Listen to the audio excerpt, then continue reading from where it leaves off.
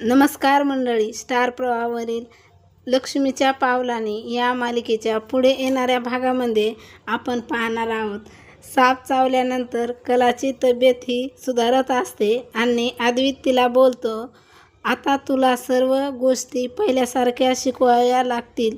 बरे झाले त्या डॉक्टरने इंजेक्शन दिले म्हणून तू ठीक झालीस, तर तुला काय झाले असते तर अशी चिंता करू लागतो. त्यानंतर आपण पाहतो कला ही झोपी जाते, तर तिकडे रोहिणी नयनाच्या समोर अवंतिकाला विचारते, अवंतिका, जो साप चावला तो तूच आणला होतास?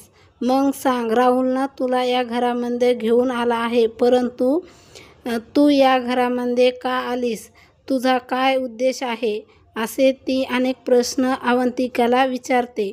तर तिकडे आपण पाहतो अद्वैत कलाची काळजी घेत असतो आणि ती झोपी गेल्यानंतर तिला पांघरून घालतो आणि तो विचार करतो, मी कलाची एवढी काळजी का करत आहे?